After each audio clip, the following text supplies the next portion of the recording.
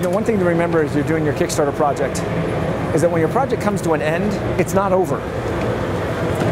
And so there's a few things that you want to do to make sure that the project continues to bring you benefits even long after you've received the funding.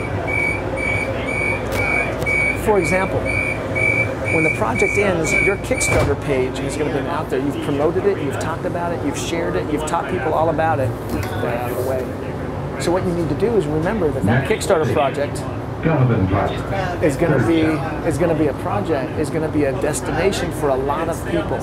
So here's a word of advice. Right before your Kickstarter, here's why I'm giving you the advice. When your Kickstarter project ends, Kickstarter freezes your project page and you no longer can make any changes to it at all. You can add updates, but you can't change the main page. You can't change the video, you can't change the photos, you can't change the pledge levels.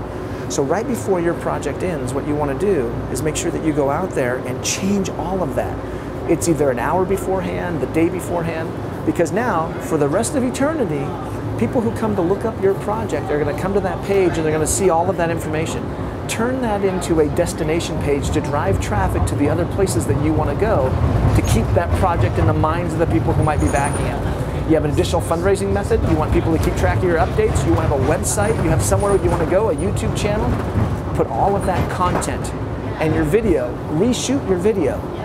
Now you're changing the video to welcome people to the end of the project. This is what my project was about, here's what we're doing with it, here's where you can find more information. Remember that Kickstarter project, once it ends, is frozen in time, and you can use that project page for going on forever as a destination to drive traffic to whatever other site you need to go to continue to have your Kickstarter project bring you benefit long after you've finished raising the money. So that's something to think about, and take advantage of that.